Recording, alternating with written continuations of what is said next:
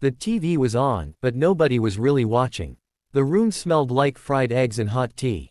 Then the newsreader said something that made the spoon fall from Ada's hand. Before we continue, please comment where you are watching from and subscribe so you can hear more stories like this. Breaking news, the woman on the screen said. An elderly man who was left at a gas station last week has been found safe. He is now helping the police with an investigation. Ada's mother froze. Her father stared at the screen like his eyes could not blink anymore. And Ada's older brother, Kunle, turned pale as paper. Because the old man on the screen was not a stranger. It was Grandpa Tunda. His face filled the TV. His gray hair was messy, and his shirt looked like it had been slept in. But his eyes were wide and strong, like he had a secret to tell the whole world. Behind him stood a police officer and a kind woman holding a blanket. A big sign behind them said the name of the gas station where he was left. Ada's mother whispered, "No. No, no, no." Kunle shook his head fast. That can't be him. But Ada knew it was him. She knew his face. She knew the small scar near his chin, the one he got when he was young and fell from a bicycle. She knew the way he lifted his eyebrow when he was about to say something funny. Then Grandpa Tunda opened his mouth on the screen. "I remember everything," he said, his voice calm but heavy. "I remember who left me there. And I remember what I heard that day." The newsreader leaned forward. "What did you hear, sir?" Grandpa Tunda looked straight into the camera, like he was looking at Ada's family in their own sitting room. "I heard a plan," he said. Ada's mother covered her mouth. Kunle stood up so fast that his chair almost fell. "What plan?" the newsreader asked. Grandpa Tunda's eyes did not move. "A plan that could hurt someone." The screen cut to a commercial. Loud music started playing, bright and happy, like nothing serious had just happened. Ada's father turned off the TV with a shaking hand. Nobody spoke for a long time. Have you ever felt your stomach drop, like you missed a step on the stairs? That is how Ada felt. Because she remembered that day clearly. The day they drove Grandpa Tunda away. The day they left him at the gas station. And now he was on the news, saying he heard a plan. What plan? And who was he talking about? Let me take you back to the beginning, before the TV, before the police, and before the gas station. Grandpa Tunda was not always quiet. He used to laugh loudly. He used to tell stories that made Ada giggle until her cheeks hurt. He loved to sit outside in the evening and watch the sky change colors. He called it, God's painting time. But after Grandma Sade died, Grandpa changed. He became softer, like a candle near the end. Some days he forgot where he kept his slippers. Some days he asked the same question 2 or 3 times. Ada still loved him, but the adults started acting like he was a heavy bag they had to carry. Ada's mother, Mama Ngozi, worked a lot. Ada's father, Daddy Emeka, always said money was tight. Kunle complained about everything. Even small things, like Grandpa coughing at night, made him roll his eyes. One afternoon, Ada came home from school and found Grandpa sitting on the floor in the hallway. He was holding a photo of Grandma Sade. His hands were shaking. "I can't find the kitchen," Grandpa said softly. Ada helped him up and walked him to the kitchen. She wanted to cry, but she did not. She held his hand instead. Later that night, Ada heard voices from her parents' room. The door was not fully closed. "We can't keep doing this," Daddy Emeka said. "He needs care. He is family," Mama Ngozi replied, but her voice sounded tired. Kunle's voice joined in. "He is slowing us down. My friends laugh at me when I miss football because of him." Then Daddy Emeka said something that made Ada's heart squeeze. "We will take him to a place tomorrow. Just for a while. Somewhere he can stay until we figure things out." Ada pressed her ear closer. Mama Ngozi whispered, "Where?" Daddy Emeka paused, then said, "There is a home outside town. Or we can leave him with someone. We just need time." Ada backed away quietly. Her feet felt cold, even though the floor was warm. The next morning, Grandpa Tunda wore his best cap. He smiled like a child going on a trip. "Are we visiting someone?" he asked. "Yes," Mama Ngozi said, forcing a smile. "We are going for a short drive." Ada sat in the back seat beside Grandpa. She held his hand. Kunle sat in front, looking at his phone. Nobody played music. The car was too quiet. After a long drive, they stopped at a gas station. Cars came and went. People bought snacks. A dog lay under a bench, sleeping. Daddy Emeka parked, then turned around. Dad, wait here. We will be right back. Grandpa nodded. Okay, my son. Ada's mouth opened, but no words came out. Mama Ngozi got out of the car quickly, like she did not want to look back. Kunle didn't even glance at Grandpa. Ada tried to follow, but her father said, "Stay in the car." Ada watched through the window as Grandpa sat on the bench with his small bag. He looked around slowly, not scared yet, just waiting. Then Daddy Emeka started the car. Ada's eyes went wide. "Daddy, what are you doing?" Mama Ngozi stared straight ahead. Kunle said, "Just keep quiet." The car rolled forward. Ada twisted in her seat and saw Grandpa still on the bench. He lifted his hand and waved, smiling, because he still believed they were coming back. And then the car turned the corner, and Grandpa Tunda disappeared from sight.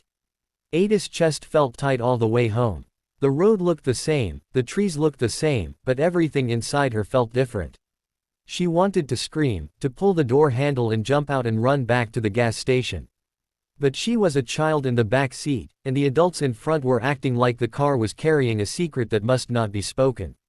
When they reached home, Mama Ngozi went straight to the kitchen and started washing plates that were already clean. Daddy Emeka sat on the sofa and rubbed his forehead. Kunle went to his room and turned up his music like nothing happened. Ada stood in the middle of the sitting room and said the words that were burning her throat. "You left Grandpa." Nobody answered. "You left him there," Ada said again, louder this time. "He is still waiting." Daddy Emeka finally looked up. His eyes were red, but his voice tried to sound strong. "Ada, go to your room." "But Grandpa doesn't know," Ada cried. "He thinks you will come back." Mama Ngozi slammed a plate into the sink, not hard enough to break it, but hard enough to show anger. "Enough," she said. "We did what we had to do." Ada ran to her room and shut the door. She pulled her pillow to her chest and tried not to sob loudly. She felt ashamed, like she had done something bad too, even though she did not choose it. That night, Ada could not sleep. Every small sound made her think of Grandpa. She imagined him sitting on the bench, looking left and right, watching each car, thinking it might be them. She imagined the sun going down and the air getting cold. Around midnight, she heard her parents talking again, softer than yesterday but still sharp. "We should check the news tomorrow," Daddy Emeka said. "The news?" Mama Ngozi whispered. "If anyone sees him wandering, they might report it," Daddy Emeka said. "We don't need police questions." Ada's eyes opened wide in the dark. Police questions. Why would the police come if they had done nothing wrong? The next morning, Ada woke up early and went outside to sit near the gate. She hoped Grandpa would somehow walk into the compound, smiling and saying, "You people made me wait too long." She hoped it would all be a bad dream. But Grandpa did not come. 2 days passed. Then 3. Mama Ngozi cooked, cleaned, and went to work like she was trying to cover the house with busy noise.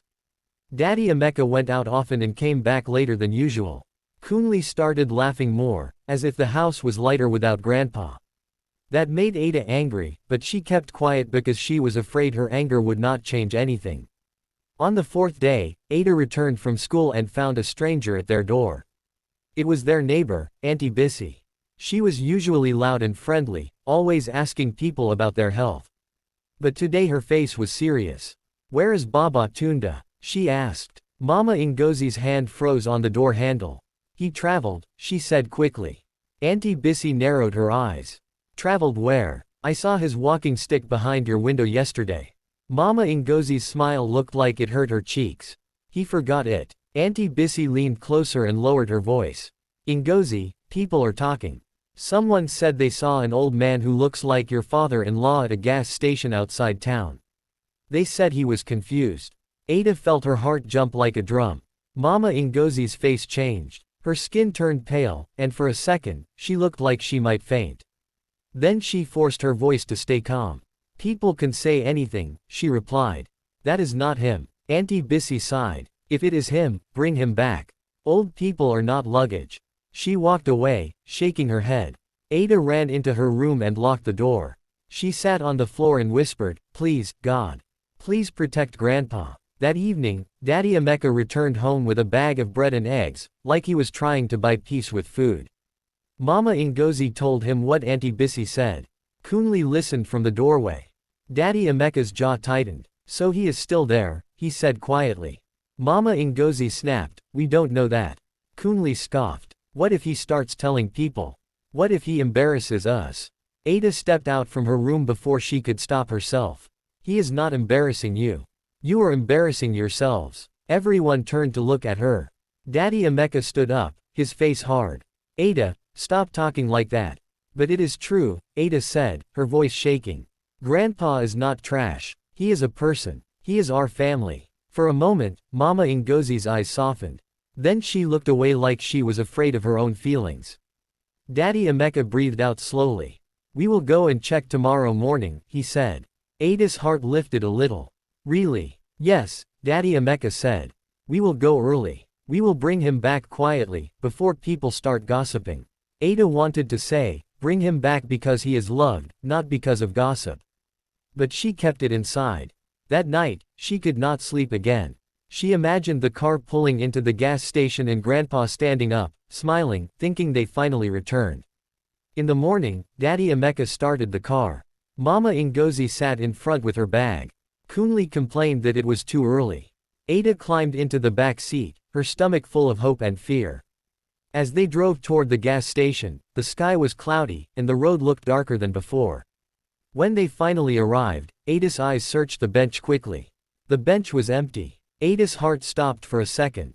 She jumped out of the car and ran around the station. She looked near the small shop, near the toilets, near the place where trucks parked.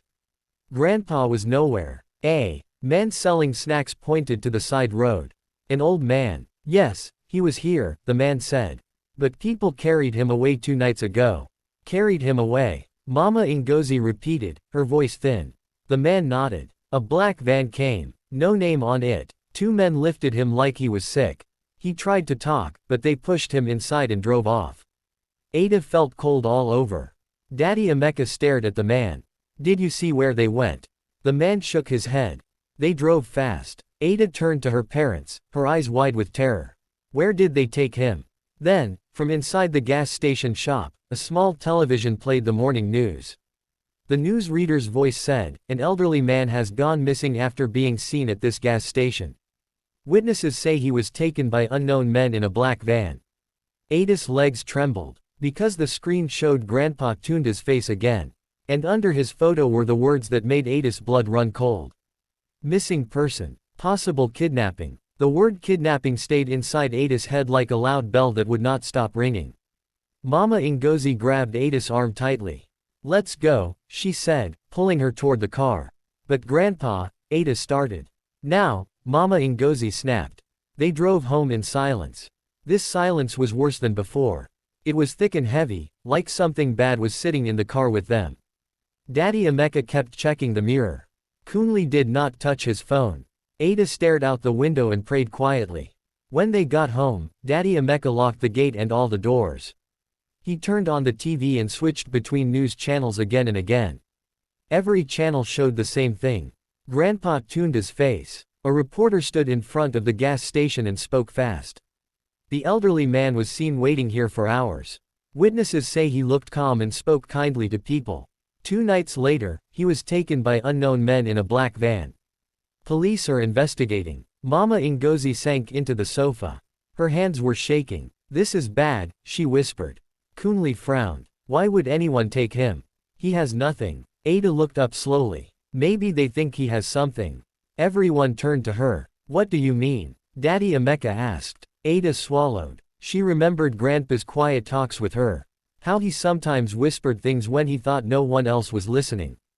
Grandpa once told me he heard people talking, Ada said softly. He said he heard a plan. The room went very still. A plan, Mama Ngozi repeated. Yes, Ada said. He said he heard grown-ups talking about money and papers. He told me not to worry, but he looked scared. Daddy Emeka stood up suddenly. What papers? Ada shook her head. I don't know. He didn't say. Kunle laughed nervously. You're just a child. You probably misunderstood. But Daddy Emeka did not laugh. His face looked tight and serious. That night, the police came. 2 officers knocked on the gate. Their uniforms were dark, and their faces were calm but firm. We are here about Baba Tunda, one of them said. Mama Ngozi's knees almost gave way. Daddy Emeka invited them inside. They asked questions. Where was Grandpa last seen? When did the family last speak to him? Did he have enemies? Did he have money? Ada watched her parents answer carefully. Too carefully. Then one officer asked, why was he alone at the gas station? The room went silent. Daddy Emeka cleared his throat. He wandered off, he said. Sometimes he forgets things. The officer wrote something down. So you did not leave him there. Ada's heart pounded. She looked at her parents. Mama Ngozi stared at the floor. Kunle crossed his arms. Daddy Emeka nodded slowly. No. The officer looked at Ada.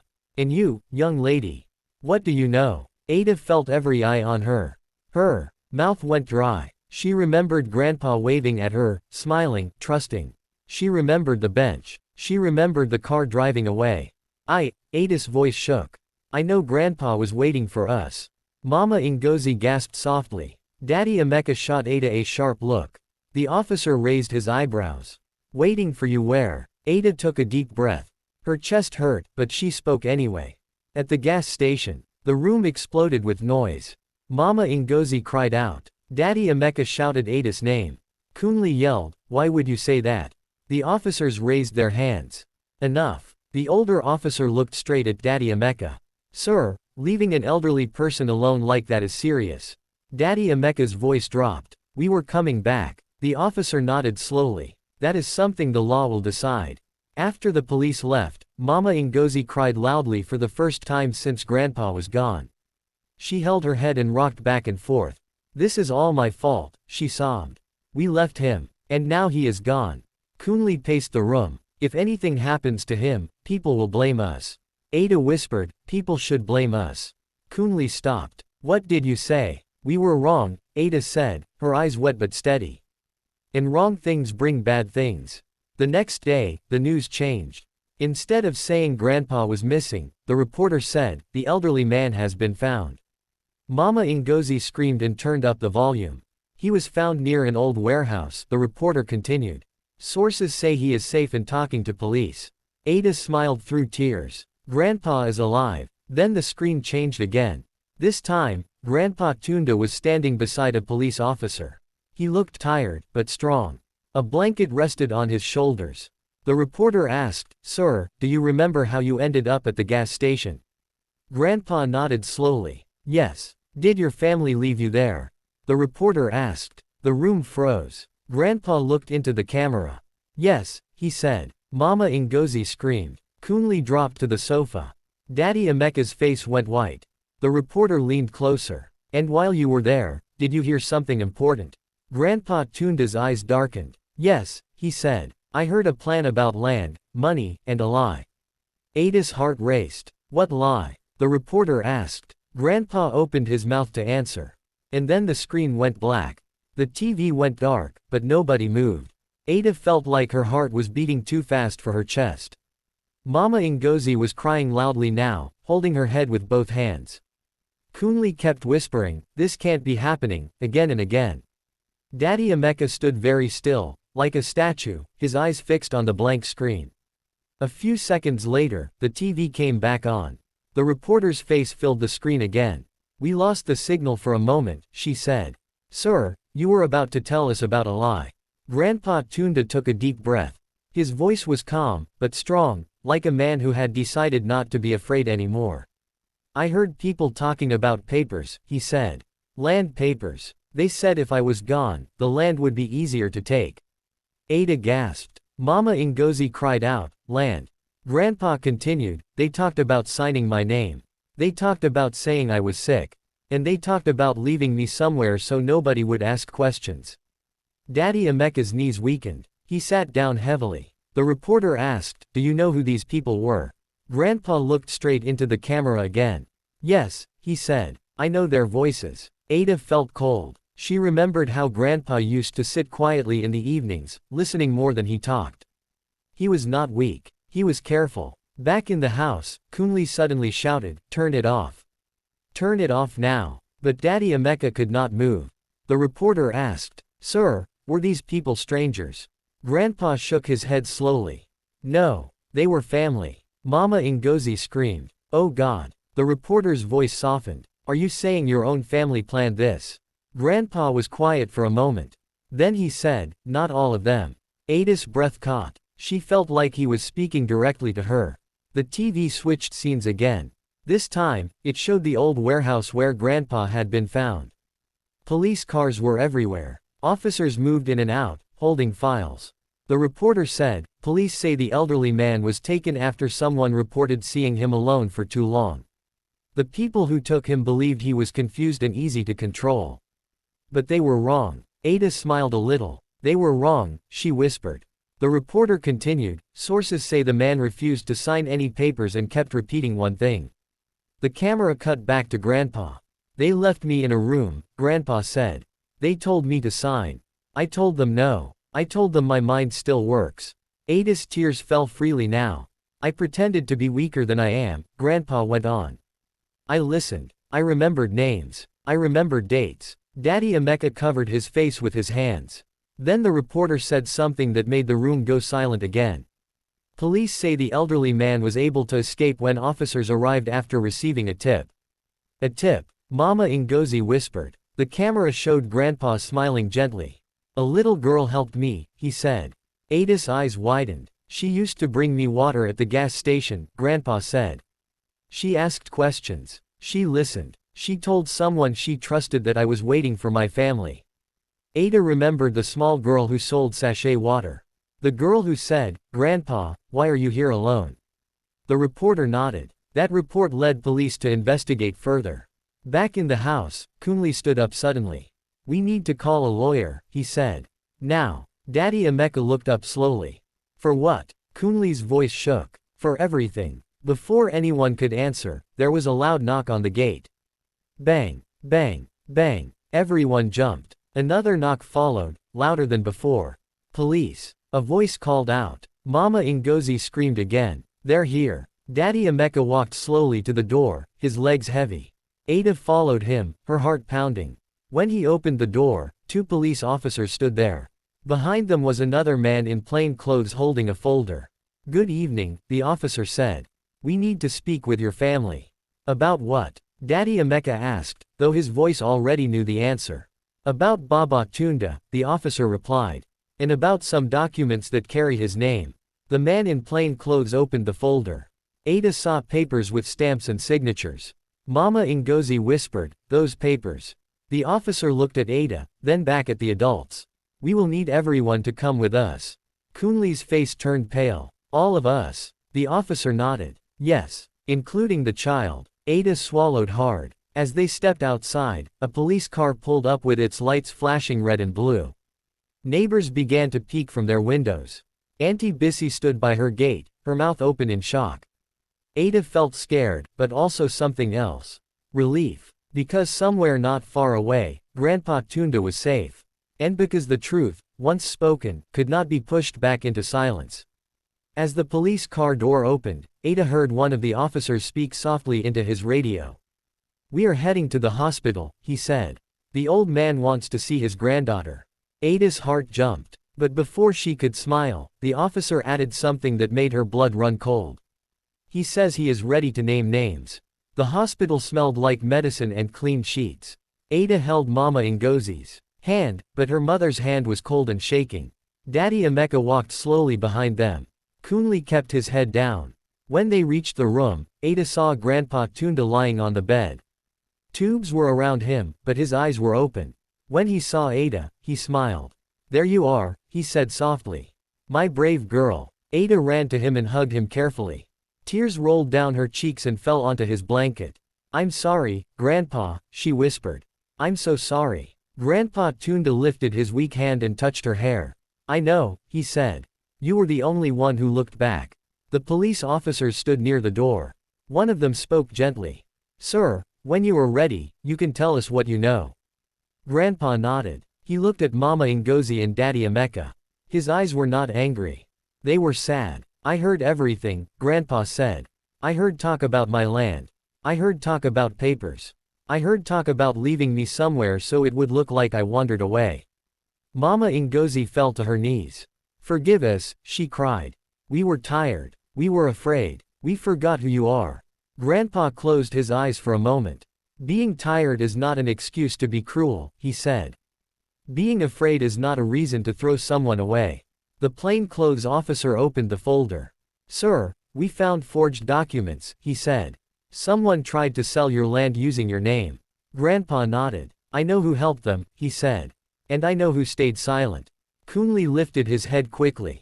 Grandpa. Grandpa raised his hand. Enough, he said. Silence can hurt as much as lies. The officers wrote everything down. They asked questions. Grandpa answered slowly and clearly. His mind was sharp. He did not forget names. He did not forget dates. When the officers finished, one of them said, "Thank you, sir. You have helped us a lot." After they left, the room became quiet. Daddy Emeka stepped forward. His shoulders were heavy. "Father," he said, his voice breaking. "I thought leaving you would solve our problems. It only made them bigger." Grandpa looked at him. "Problems do not disappear when you run," he said. "They grow legs and follow you."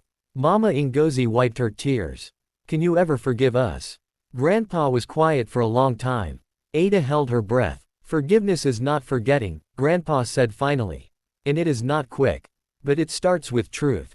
Daddy Emeka nodded slowly. "We will fix this," he said. "However long it takes." Grandpa turned to Ada. "Do you know why I spoke on the news?" he asked. Ada shook her head. "So other old people will not be left behind," Grandpa said. "So children will learn to speak when something is wrong." Ada smiled through her tears. Days later, the story spread everywhere. People talked about the old man who was abandoned but did not break. People talked about the child who told the truth. Laws were discussed. Families argued and then hugged their elders a little tighter. Grandpa Tunda returned home, not to the same house, but to a small place near the park. Ada visited him every day after school. They watched the sky change colors again. One evening, Ada asked, "Grandpa, were you very scared at the gas station?" Grandpa nodded. "Yes," he said. "But fear did not stop me from listening." Ada thought for a moment. "And being left there helped you tell the truth." Grandpa smiled gently. "Pain does not make truth," he said. "But it can wake it up." Ada looked at the sunset and felt something settle inside her chest. This is what she learned. People do not lose their value because they are old, slow, or tired. Family is not proven by words, but by actions. And when something wrong is done, silence only makes it stronger. Sometimes, the smallest voice is the one that saves everyone. And sometimes, the truth waits patiently until someone is brave enough to look back.